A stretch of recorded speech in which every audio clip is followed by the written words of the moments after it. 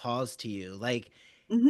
you have such an intimate interaction with a novel. And Yeah. like for you, it taught you a lesson about your sister.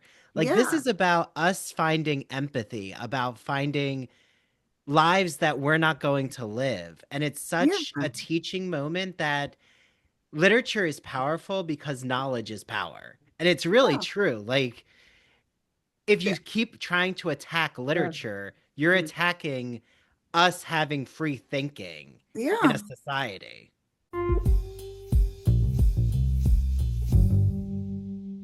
Hi, everyone. It's Dr. Andrew Rimby, aka Andrew. Thank you so much for listening to the Ivory Tower Boiler Room podcasts.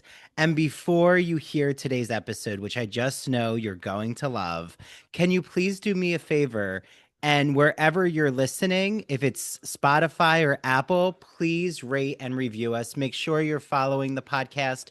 Share it with friends, family, anyone you think would just love hearing this conversation. And you can watch our podcast on YouTube. Yes, we have a YouTube channel. It's called the Ivory Tower Boiler Room, and you'll see the video episode. So please make sure you like the video you're watching and comment. I always respond to the comments. Also, we have a Patreon. So if you don't want any of the ads and you want bonus material, join our Patreon. There's a 1 week free trial. It's patreon.com/ivory tower boiler room. And the free trial is for the professor level. Without further ado, here is today's exciting episode.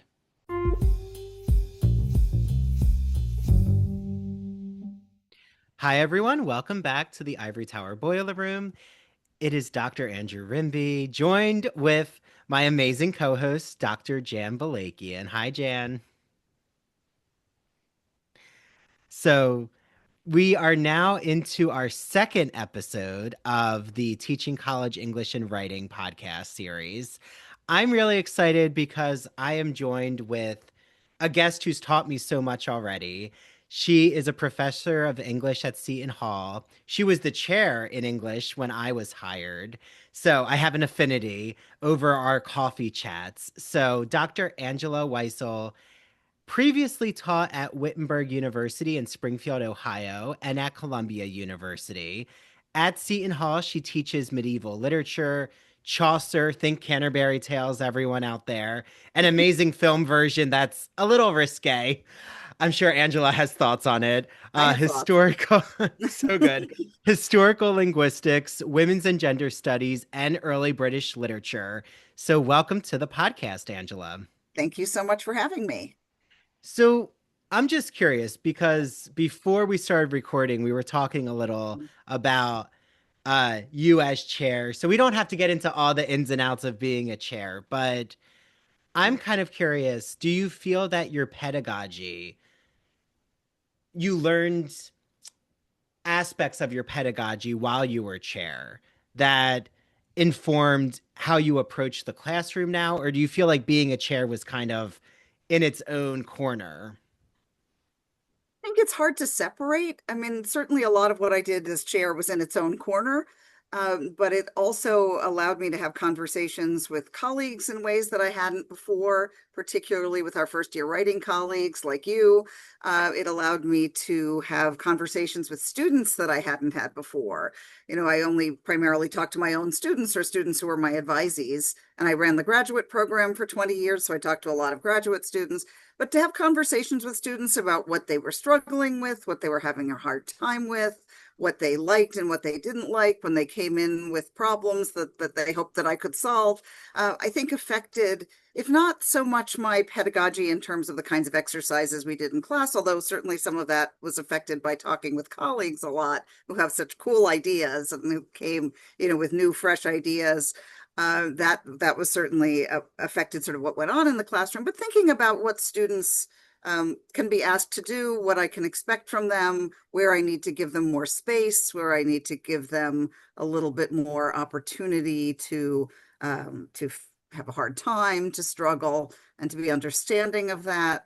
And of course, all of the things that happened during COVID, I think really have affected my pedagogy. So, you know, I think I feel differently about certainly students attending class in funny ways. I've always been a sort of like you have to be there person, but now, I don't want my students coming to class sick. I don't want them coughing on me, whether it's COVID or it's a little cold. I think that has changed. And so my feelings about attendance have shifted a little bit. So, there's so many ways over those 7 years that I think things have changed for me in the classroom and as a faculty member. Um, So how many years have you not, not asking your age, Angela. oh, You it's never okay. ask someone that, but how many years have you been teaching English or writing? Well, I started as a TA in 1988, and I started full time at Wittenberg in 1992, and then I came to Seton Hall full time in 1995. So we're pushing 40 years. Wow, it's You incredible. know. So, Yeah, I mean, this technology boom that you've lived through as yeah, an educator, like how has something Jan and I consistently mm, talk about is the yeah, attention span, and I know you mhm, do too. Like, yeah, there's even cause not to assign novels anymore in the classroom. I mean, like, the hmm way that advice has now kind of been, teach more the genre or teach excerpts, like try to get the students' attention. Is that hmm something that was always present with you, or do you think that we really have gone through a major shift? I think we have gone through a major shift. I don't know whether I'm resisting it blindly, and setting myself up for failure, or whether I'm resisting it in the theory that if we don't ask our students to read novels, they never will. And if we do ask them to, they may not finish it, they may not read all of it, but at least they'll start to read it, and maybe they'll like the idea of reading a novel. It is easier teaching primarily upper level English majors, which is the largest percentage of the students that I've been teaching for a while now. They tend to like to read. They tend to, they may not want to read all of Beowulf, but they tend to like to read, the things that are popular, for instance. So they're more sort of readers, I think, than maybe the students that people are teaching in first year writing, where I think it's a bigger fight. Um, we taught novels in first year writing very briefly in my time at Seton Hall. When I started, we could teach a novel, and then fairly quickly that sort of left the 1202 curriculum. So I think that hasn't changed in some ways with our introductory students. I liked teaching a novel because there was a lot you could do, with it as a whole thing, and talking about characters and talking about development and talking about how kind of build up things that confuse your reader, and then you answer those questions that happen over more time than they do in a short story. But I think anything we can do to get our students excited about reading and writing and thinking, we should do. And if teaching a novel becomes such an impediment, that they really, it's just a failure. There's no sense that, well, at least they read the first half, or at least they read, some of it at the beginning, the end, and a synopsis of the middle or something. Then maybe we have to move to shorter pieces. But uh, if we are more open perhaps to letting our students do their reading in audiobooks, then maybe that's another possibility. So I don't think I want to give up yet on the novel, but I do think that attention spans are definitely shifting, and my own included. I mean, I see the way Mm. that having a cell phone myself has made me less attentive. Some of that's Yep, probably aging. I'm sure it is. 61 years old. Things happen. The brain gets fried. But I definitely feel like I have less attention span. My students do. So yeah, I think it's something we're dealing with. But I also feel that we are in a unique opportunity to help students build skills. So maybe we want to help them build their focus, their attention. So.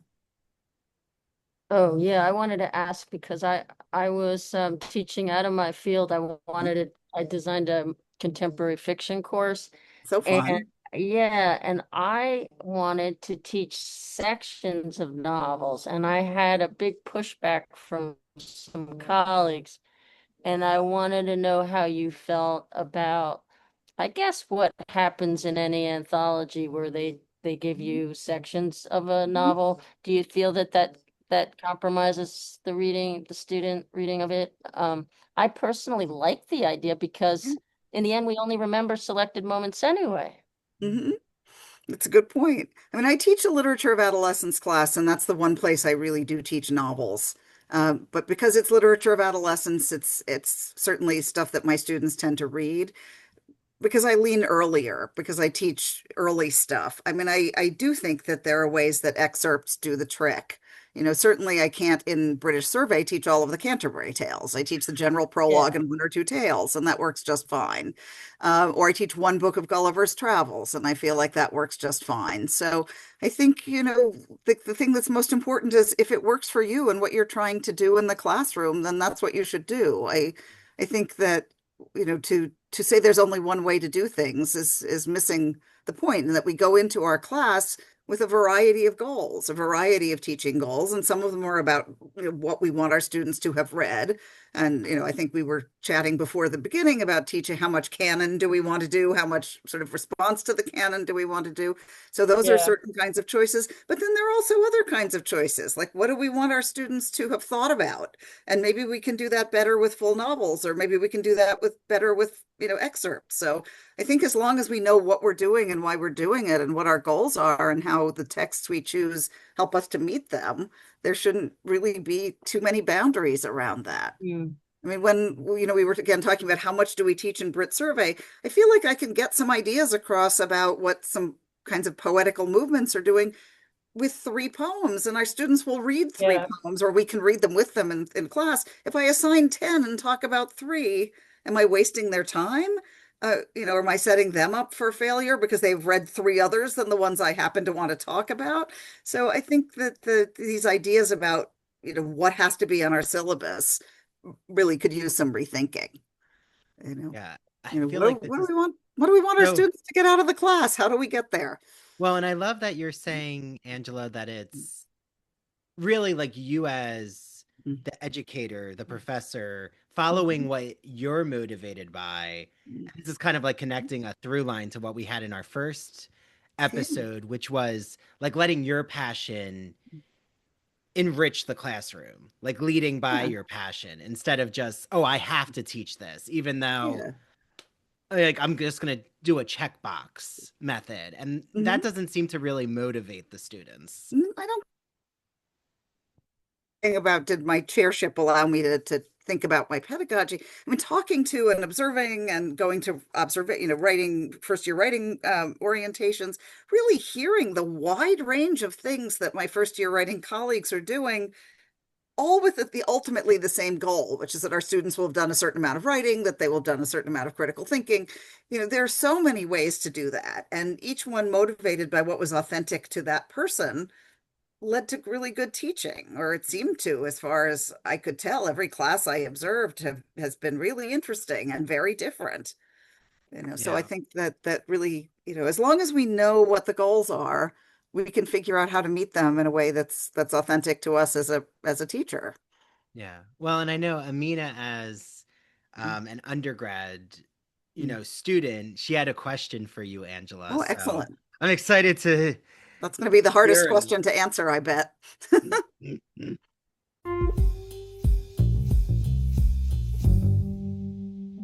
Now that the fall season is here, you may be wondering, okay, I had all of these beach reads, Andrew, but now I don't know what books to read for the fall. Well, guess what? My friends at the Gay and Lesbian Review magazine have you covered.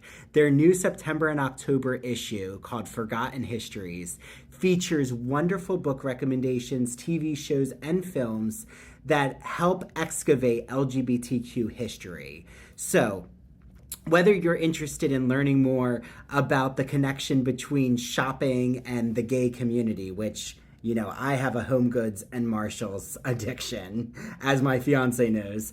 They got you covered there. They have an article about the attraction of Confederate gentlemen by the incredible writer Andrew Holleran. There's an article about the French evolution of sexual identities and even the first LGBT riot, which happened in 1953. Go over to glreview.org. You can get either a digital subscription or a print subscription. I love my print subscription, which I'm holding up right here. And with the exclusive code ITBR Choice, you will get a free issue with your subscription. So ITBR Choice, put that in the promo code section and get your hands on the Gay and Lesbian Review print or digital subscription. I know you're going to love their magazine.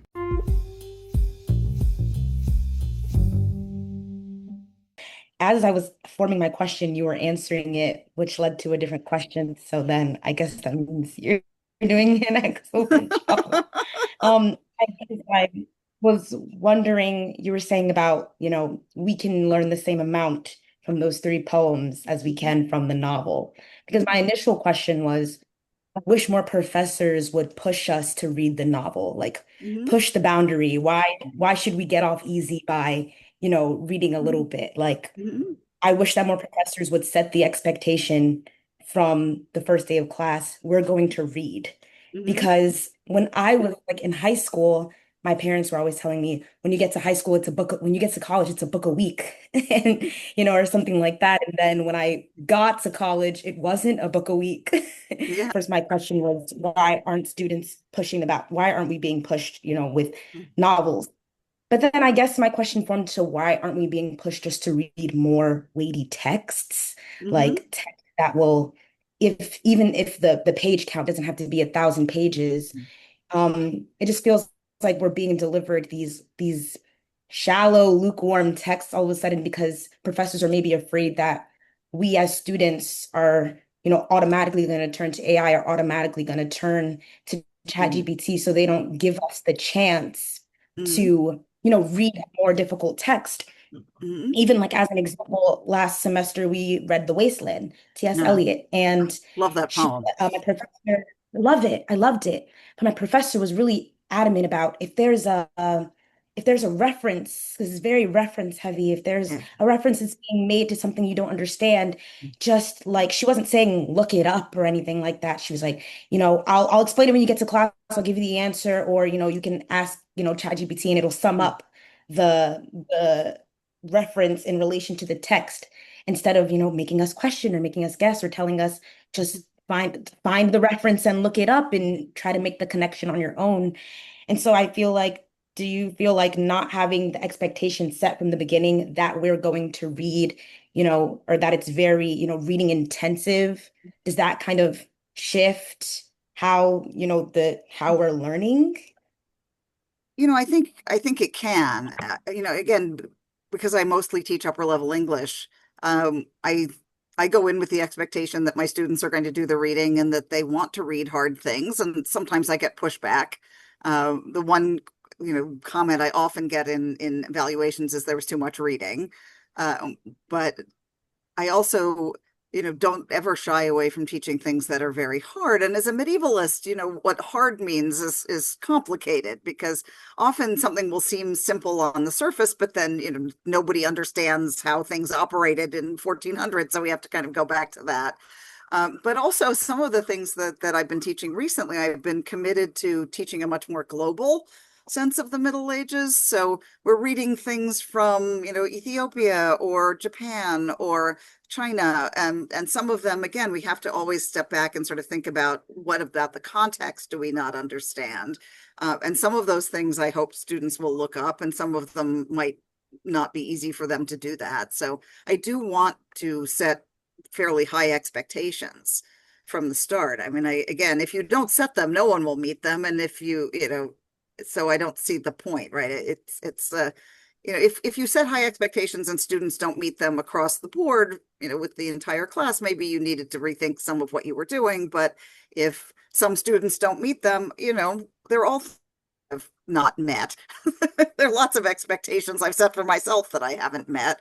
And I think that's what I meant by sort of becoming a little bit more easy about that instead of being punitive about it, to try to be a little more understanding about, so what was hard? And I've been doing, I learned this from a colleague, sort of more check-ins. Like I do a midterm check-in, like what would you like to see more of? What would you like to see less of? What do you think's going well? What do you think's not going so well? So I have a little bit more sense of how my students are responding to what we're doing in class. But it interests me always. One of the last day, I always do an attendance question. Then one of the last days, I always ask, what was the favorite thing that you read? And it's not always in fact, not often the easier things. It's often the harder ones. It's often the more challenging ones that students have enjoyed the challenge, have enjoyed thinking through difficult issues. So, I mean, I would say about half my class picked Dante last Wow. semester from the medieval class. And Dante is hard. I mean, I don't feel like I teach Dante particularly well. I feel like it's filled with references. It's like the Wasteland, except, they're all medieval and weird. And yet they really enjoyed things about it and they really enjoyed the ideas. And I had such a funny conversation with somebody, it was sort of about the ways that the academy is being attacked by the current political regime. And I Mm. was teaching a text called Ide et Olive, which is a medieval French romance in which the main character runs away dressed as a man because her father wants to marry her, because after her mother dies, he says there's no woman who comes up to her mother other than her, so he wants to marry her. She doesn't want to marry her father. That's sinful. Nobody can talk him out of it, so she runs away dressed as a man. She becomes increasingly successful at being a man as the story continues. She becomes a great fighter. She gets in with a band of robbers. She starts cursing.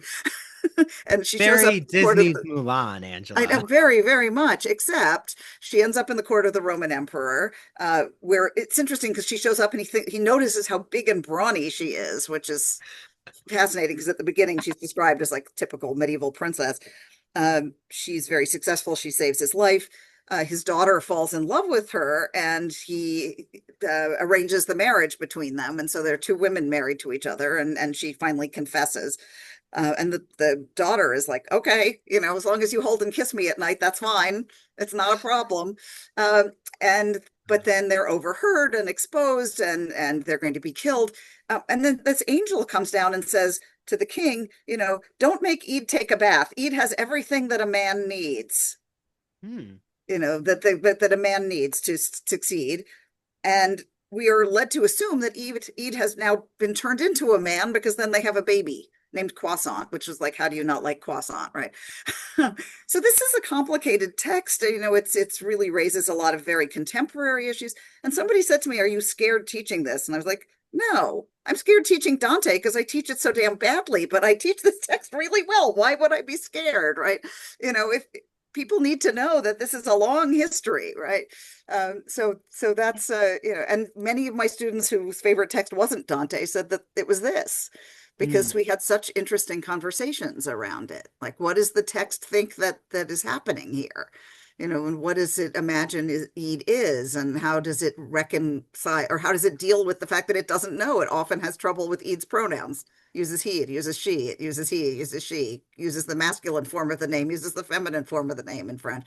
So, we had a lot of fun talking about this rather challenging text about which very little has been written. Um, and so I think, you really can approach interesting things and hard things with students. Well, Uh, like even Angela, I mm, just remember kind of what Amina's brought up yeah. is when I was Jan's student, and we're talking about like 2012, Mhm. but even I So just young. remember from 2012 to like my PhD Hmm. that there were so many controversial texts or Yeah. sexuality, gender Hmm. conversations, race studies, Hmm. and it wasn't under this microscopic light of we're going to try to censor this conversation. And I'm just like wondering, Mm. I'm not asking you to like solve the political crisis right now because I wish I could. I know, I wish we all I'm looking, could, I keep but looking for somebody to run for co-president with me. Somebody yes, who knows something about foreign affairs and, housing but and like, urban development and all the stuff I know nothing about. but Let's like, run for co-president. do you actually feel that the students in your classroom are trying to poke holes in what you're teaching, like trying to, find what they can criticize you about because of this political regime? Or do you really think no, the students actually, like Amina said, are thirsty for this knowledge and this has just kind of become a straw man argument? It's a straw man argument, at least for upper level English majors. I mean, I have not taught either the university core or English 1201 and 1202 in a long time, so there might be students. But I will say this medieval lit class had mostly non-English majors. It was a very strange makeup for a class because it counts for the university core, for the advanced course. And the students from all different disciplines seemed quite excited to talk about these variety of things. And I never felt that a student was, kind of being critical or didn't want to engage with the subjects. I mean, I had one student whose political opinions I was uncertain of. I knew he was very religious. Um, but then when I asked what their favorite works were, his were Edith Olive and Mulan. So, okay. So I think, again, to leave lots of space for students to have differing opinions and not to be saying you have to think one way about this and to say, this is what they wrote in the 12th century. This is what, they thought. Now, what do we want to think about it? What do we want to do about it? I think there's a certain luxury in teaching medieval too. It's so old, it's so weird, it's so foreign, nobody knows anything about it, that there's a little bit more space. But also inevitably in a course where you're teaching something like Ida to Leave, you're also teaching some fairly, if you're being responsible to trying to show the wide range of genres that people wrote in, some quite religious material, even if that in itself is also very radical. So one Mm. question that comes up when I teach British surveys, I teach a little, and back to excerpts, right? An excerpt of the book of Marjorie Kemp, who was a woman who, 14th century woman who, um, because she sort of had a vision from God that she needed to atone for a sin she had committed. She never says what it is. She stopped sleeping with her husband, with whom she's had 14 children at this point. She wears all white. She goes on religious pilgrimage. She's a lunatic. She weeps, she cries, she does all these crazy things. And Julian of Norwich, who's much more traditional, she is a nun, she's an anchoress, she lives in a little room off the side of the altar and lives on communion wafers for a million years, but writes about her ideas. Let's think about which one of these is more radical. And in many ways, people say, well, Marjorie, she gives up this life, she makes these choices. But then Julian's theology keeps talking about Jesus as mother. Like, Mm. okay, so now we have a female member of the Trinity. She doesn't say Mary, mother of Jesus, says Jesus, our mother, so who nurses us at her breast, and uses feminine pronouns for Jesus. So that's pretty radical. So even within the context of a very Catholic text written by a nun and anchoress, we can have these really fascinatingly complicated ideas. And Well, so I think students like that, actually. I think they get excited about the ways that a lot of their stereotypes about what they think of as a boring period um, are really not. And even in the most sort of religious material, that it's not just expressing doctrine, but really kind of challenging a lot of ideas. I think this is fascinating because you're having me, Angela, like not even just rethink, but like bring to the forefront that a text like Beloved by Toni Morrison Oh, has been so put under scrutiny. I hmm think a lot of that is because it's a woman of color. I think sure. that, queer authors, writers of color have really been like, Mhm. under the ringer right now. But yet, Absolutely. the Iliad, the Odyssey, there's hmm so much eroticism. Like this is Oh, these are the yeah. Greek gods and goddesses. And Yeah. like so that's why is it really about the text and the literature or is it really just about trying to pinpoint like authors that you like kind of just saying that um we have a certain authority to get rid of certain writers. And I think the whole thing is trying to distract people from the real issues, you know. yes, what are the The real real issues? issues, like we have a lot of issues to solve in this country that have nothing to do with who's reading what in elementary school. Um, and so I think that's really at the heart of a lot of it. And of course, it's the whole thing is idiotic. Nothing you read turns you into anything other than a better critical thinker, and a better critic. And I mean, I will give a really weird example of Yeah. this, which I was in Paris with my sister and my niece, and this was supposed to be my 60th birthday present because I took my sister to Iceland and my niece to London when she was 16. She's now 30. But they're very bonded, and I felt during a lot of the trip that in some ways I was sort of a third wheel to the two of them. They're so close. And then I was reading a middle grade novel set in Paris because I said, in Paris, I'm going to read a book set in Paris. And I found this middle grade novel. And there was a huge scene of reconciliation between two sisters. And I suddenly had this like, what am I doing? My sister took me to Paris. They made all the arrangements for all of the things. I didn't have to do a damn thing other than show up. Why am I being such a pill? And it totally changed my mindset about the trip, being with them. I enjoyed everything from that point on 10 times more. Uh, so I had a total mind reset because of something I read in a book. So yes, it can change you and make you more critical thinker, but I can read Toni Morrison and it's not going to turn me into an African American enslaved person, right? It's just going to teach me about that experience through the lens of somebody else. And so, I think it's the whole thing with banning books is idiotic. It's unfortunate and dangerous and terrible.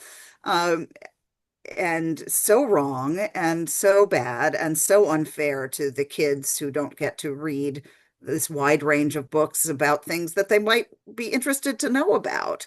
Um, and, such spurious arguments always. Um, but fortunately, I think in college, we don't have to abide by those. Nobody's banning the books that we're teaching. So this is a great opportunity to bring things to the table that some of our students might not have had the opportunity to experience because of this.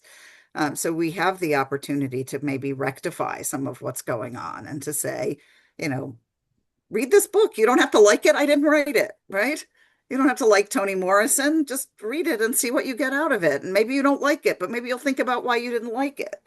And why was that? And what are the reactions you're having? And why might you be having those? And let's think about this. It's not wrong. Your reactions are not wrong. They're your reactions, but why are you having them? And what's the context for that? So again, I think that's one of the privileges of getting to teach college is that we do have a lot more freedom, a Mm. lot less supervision. Uh, and then we can Mhm. bring things to our students that they might be craving or that they might didn't not have even known were out there and get excited about, or they could hate them, which is fine. Which is know, their as, opinion. Yeah, as I and keep saying, I prerogative. didn't write it. You don't have to like Beowulf. I didn't write it, you know. But let's think about it. Let's talk about it. And even something like Beowulf, you can talk about such interesting things. I mean, I think about the Grendel's mother section and the fact that they talk about the way that the peasants see Grendel and his mother walking at night. Um, and maybe there's something going on about indigenousness or class here. Could these have been the original inhabitants of this land that was then taken over by Hrothgar and the Danes? And maybe, what happens if we think about them that way? Or, so many different kinds of interesting lenses that you can apply that I think our students can get excited about. Well, and that example with Paris, I thought was Mm, so interesting, Angela, because like you're really bringing to bear even why when I go in a library or a bookstore, there's such a like I always say to my students, you might not feel the magic I do, but if mhm. you can just go into a bookstore or I mean, I proclaim for them all to get a library card because like that's Yeah. my mission is just see what it's like walking around and seeing what calls to you. Like Hmm. you have such an intimate interaction with a novel. And Yeah. like for you, it taught you a lesson about your sister. Like this Yeah. is about us finding empathy, about finding lives that we're not going to live. And it's Yeah. such a teaching moment that literature is powerful because knowledge is power. And it's really Yeah. true. Like if Yeah. you keep trying to attack Yeah. literature, you're Mm. attacking us having free thinking in a Yeah. society. Yeah. Well, and Yep. the goal is to make us stupid. And right, we don't want to be stupid. No, I don't think I mean, I don't think we should be I keep mindless saying to, people. like, I keep saying to my class, don't use AI. Yes, it's artificial, but no, it's not intelligent. It's stupider than you. It's way stupider than you. It can think one way, and that's by sticking words together that it's already seen stuck together, right? It cannot have the kinds of thinking that you can have. And And why do you think they're using it, Angela? Like that's my question. Do you think that they're doing it in high school and it's just like a comfort for them?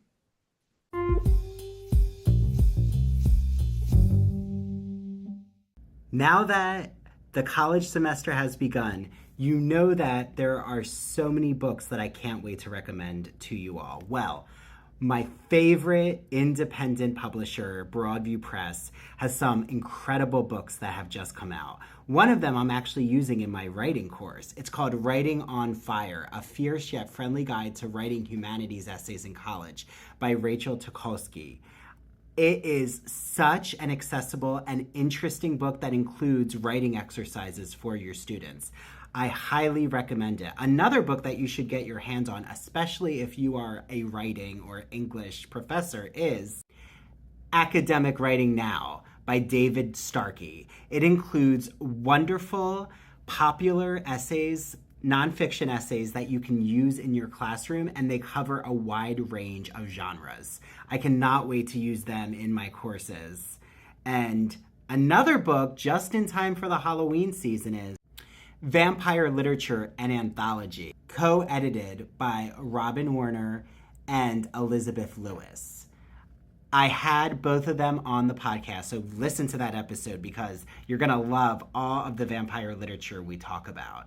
Use my exclusive promo code, go to broadviewpress.com and use the code Ivory Tower for 20% off your order. Yes, 20% off your order. Happy reading. Are you a fan of classic Hollywood movies? Are you a fan of queer cinema? Then do we have the podcast for you. Hello, everyone. I'm Christian Garcia. And I'm Luke Del Mar. And we are your hosts of That Old Gay Classic Cinema, where we take a look at some of the greatest films of all time and analyze them through a queer theoretical lens. Let's be honest. LGBTQIA plus people have been a part of Hollywood since its inception, and this podcast celebrates those artists and entertainers of yesteryear while also taking a closer look at the queer-coded characters and stories in classic Hollywood films long before queer representation entered the mainstream. So follow us down the road of classic cinema as we give you a guide to some of the films that touched our hearts, brains, and even gave us courage to be ourselves. You can listen to That Old Gay Classic Cinema wherever you get your podcasts, and be sure to follow us on Instagram, YouTube, and TikTok. All right, listeners, we're ready for our close-up.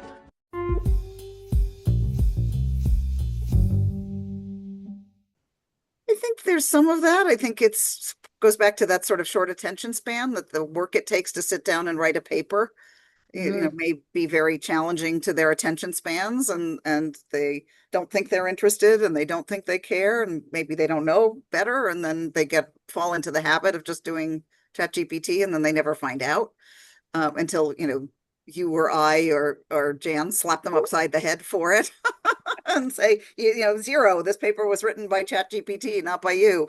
Some of them I think are anxious. I think some students are afraid of not doing, so how many times have you been asked by a student, like, I just don't know what it is you want, or what is it that you want me to do in this assignment? And it's like, I want you to think about this question and then answer it, it as you understand it. But I think that fear of not doing what we want is very strong. I think a lot of students think they don't write well, and that ChatGPT will write better, or that Grammarly will write their paper better, which has been an interesting change in my teaching. I mean, and now look at a paper that has no mistakes, and I'm very suspicious where, it's like, oh, good, look, a paper that's full of mistakes. I know the student wrote it. That's great. It's such a different way of thinking. For me, girl grammarian who teaches historical linguistics, to suddenly be like, oh, I don't, great, lots of subject verb agreement. It must actually be by my student. But again, I think it's again, I don't want to say it's laziness, because I think that's shortchanging the sort of anxiety that's at the heart of it. I think there are some people who are lazy. They're, you've taught them, I've taught them. Amina's been in class with them. The people who just, aren't going to do it, and they just don't care, and whatever it is. And their habits of mind or habits of practice are such that they are lazy. But there are many more people for whom that anxiety about not doing well is more of a driving factor. I think that they think something else can do it better than they can. And I think trying to be as encouraging as possible by doing as much of the work in class and as much of the kind of thinking work in class, and to be encouraging of students' great ideas may be the one way around it. I don't know. I'm not I'm not feeling like I have all the answers where AI is concerned, or even any of them. Mm. Do you feel like you're, Mm. do you feel like the ways that your students has drastically changed with how they're learning, Angela? Or do you feel like it's kind of just shifted a modality, if that makes sense? Like, has it just, now the question is the attention span, like the brain plasticity of students because of I think we technology? I think it's there's a different kind of plasticity too. I think when I was coming up through the ranks, as it were, 100 years ago in the last century, I had to memorize stuff. I mean, I had to remember things. I had to learn stuff. Uh, Now it's so easy to look it up that people don't have that habit and that practice. Um, I tell people I know people who can recite the entire first 5 books of the Bible. If you give them a part of the beginning of a verse, they can recite the rest of it, and they can't conceive of a practice by which you would learn that. Um, we had to memorize poems. We had to, memorize dates in history classes. So memorize people's phone numbers, all sorts of, there were practical uses for the kind of memorization that we would do in class as well. And now information is just so easily available. And I think that has made a significant change in students' learning habits as well. So it's very hard. They don't retain information very well. Mm. Um, again, trying to get people to remember the names of characters in something we just read or whatever it might be can be very challenging. And when I say, write it down, and I show the back of my book where I've made a list of all the characters and who's related to whom, and, my own little Beowulf chart of who's related and which Harogar is related to which Hrothgar and all of that. They're sort of like, like it would never occur to them to do something like that. And when I try to get them to practice it in class, even they sort of don't quite know what they're doing. And I mentioned, I know I sent you the answers to the questions. You said, are there any sort of resources that you like to use? Mm. There's a very light academia British, very white young woman called Ruby Granger, who's a YouTuber. And a lot of her videos are like, I go to Scotland and read books, but she has some excellent study tip videos, including things like talk to your friends about the things that you're reading, and write certain things down in certain ways. And I like to show those or have my students look at them and then ask them as a question, like, which of these do you think you might do? And how would you do it? To try to, not to say, well, what's wrong with you because you don't have these habits, but try to see if there are ways I can teach them or encourage them. Because I do think that it is very different. And I think it makes it harder to appreciate what you've read when you can't remember any of it. That So is learning mnemonics or whatever they might be. that is so helpful, Angela. And Yeah. it like reminds me of, I just remember in senior year of high school where I was in AP English and it was so exciting, even though a lot of students groaned, but Yeah. I was a student who was always excited for This is literature, why you which, have a PhD in English. yes. But I remember when my teacher started to recite the Middle English of the Canterbury On that Tales. I was April with like, your "Juan shoulders that Sultan. April." I can do it. And it was just such, we had to memorize it and then perform it in front of the class. And that was part of our grade. And I remember, I think we had to memorize a Keats poem. It was Mhm. a lot. And I think I've started going back to those lessons, not to make the students nervous, but do more of those recitations. Or even, I think, Angela, you taught me. Yeah. I gave my students and gifted them at the beginning of the semester. I give them a small journal and Mhm. I have them answer a question at the beginning of class and write it down. And I've started to realize putting pen to paper is actually a skill that they're not doing. Yeah. And it's something like I took for granted Me because it too. was something that I grew up doing. And it's like, oh, maybe we now have to do the pre-technology teaching and kind of like meet in the middle. And that it's something I'm still trying to work through. And I'm curious, like, if you feel like, where have you found maybe technology has helped you? Like, is there something Mhm. that you now use with technology that you're glad that it exists in your teaching?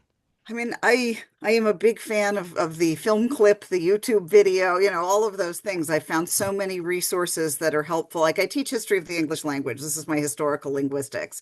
And there's so many great videos out there, explaining Verner's Law or showing them different accents, and talking about the different accents that people speak English with, whether in the US or England or across the world. There are wonderful, historical, like the story of the Anglo-Saxons coming from, Germany and Denmark and coming to England, and how Old English emerged from those languages. So those kinds of things, the availability of things I find really useful. And the availability of the learning management system to make an archive of those things I find really useful. But beyond that, I am not a great teacher with technology. It isn't really one of my skills. I have colleagues who do amazing things with technology. I think I can do amazing things with a pencil and paper and some magic markers. Like I know people who use annotation tools, and I have no idea how to use them. But if I say to my students, bring a couple of different colors of magic marker, we're going to annotate a paragraph, I can do that. Or even do it, with the stylus in my laptop and project it on the board, I can do that. So I find that I'm still sort of better with the old technologies in some ways. Although I do find that I could not imagine now teaching without the benefits of the learning management system and the ability to, with such ease, show such a wide variety of resources and make those available. Uh, Oh, thank you. so I mean, that's, I guess, what I would say. And that's not the most cutting edge of use of technology by any means, but that's what's been working for me. yeah, well, and I feel like you've given us so many. Like, I just love the text you brought up and the way that you approach teaching it. And, Jan is there, or Amina, anything else, we need Yeah. Angela's here to pick her brain about, as she's a captive guest in the podcast space. I mean, I hope you're Happening planning is to go on beautiful. for possible more work in English because you seem amazing. It's passion. It's why we're all here, right? Yeah. I my first like and backup question to back up a little bit, hope we don't run out of time, is why do you think that so many students are feeling alienated from the English major? We were just reading the New Yorker article, like Death of the English paper, and Mhm. it was discussing how more and more students they're not writing, and so just it feels like there's like this disconnect. But even in my own experience, in like that first year writing course, it's like a requirement. And I was wondering, like, is it the texts that are being taught? Like, you're someone who was the chair of the English department, so you're overseeing the texts that are being taught in those courses. So you feel like the texts that are being taught are the things that are maybe pushing students away from wanting to continue to, pursue the English major? Is it the papers?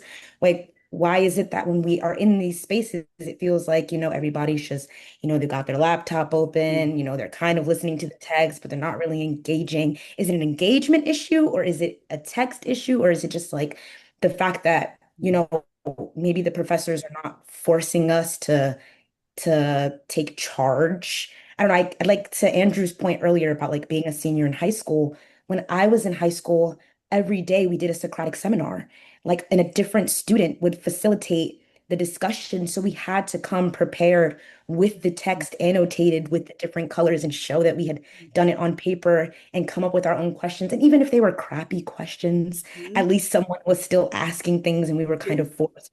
So is it a text issue? Is it an engagement issue? I don't know. What do you think? I think it's sort of more front-ended than that. I think students are being pushed to decide what they want to study coming into college. I mean, we weren't even allowed to choose our major until the end of our first year, when I started.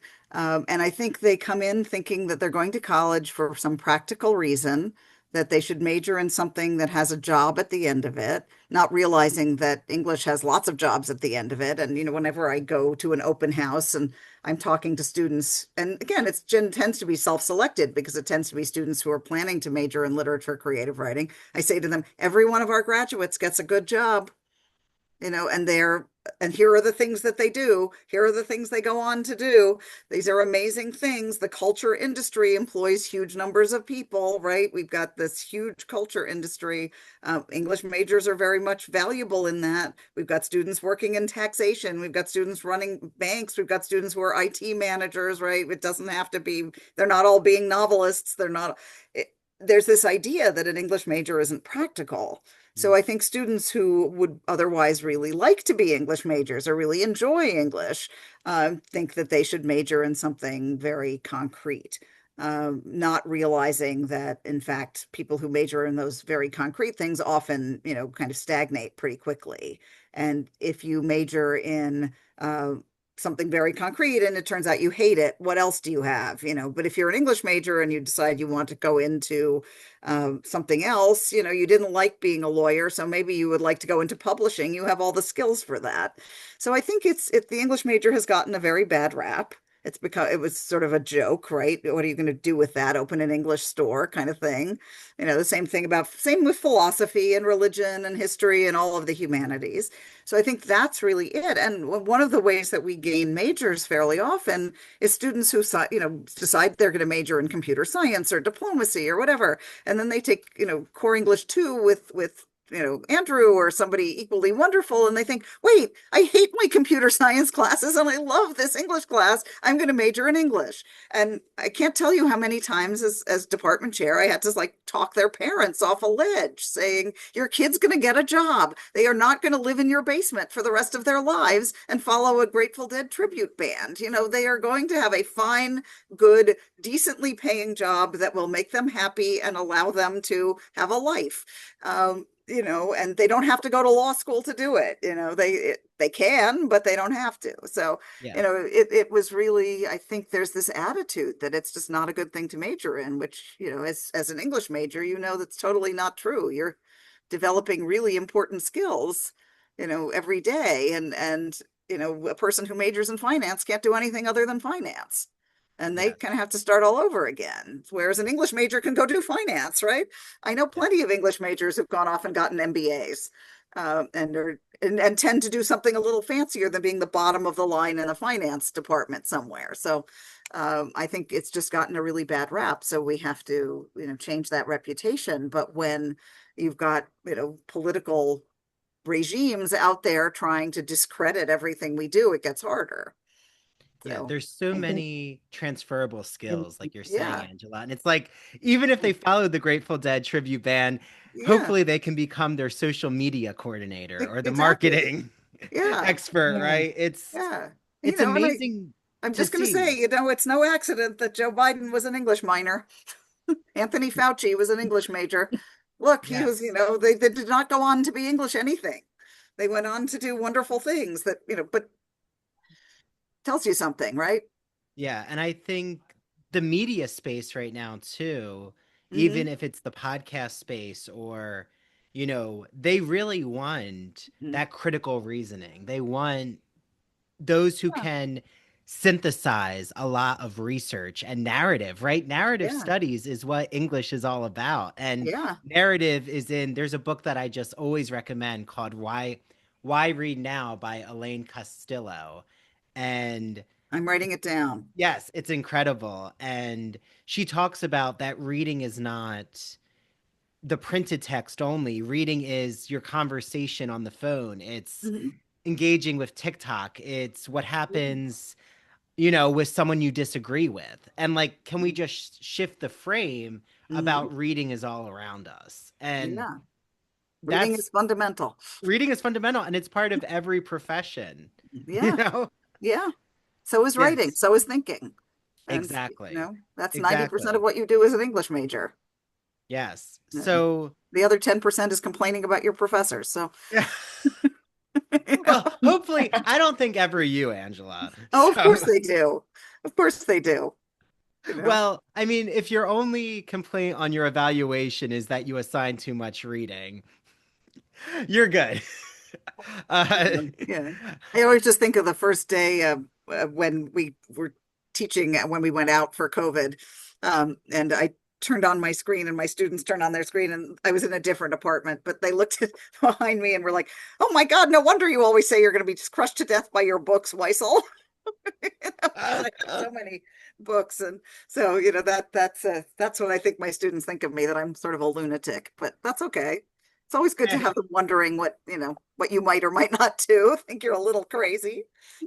I I love that. Well, Angela, you've taught us so much here. I mean, you're Thank always you. teaching me, but I'm so glad that all the listeners and, they're taking your advice. If there's students listening right now, I'm sure they're really thinking, or people out there who might have ended their college career.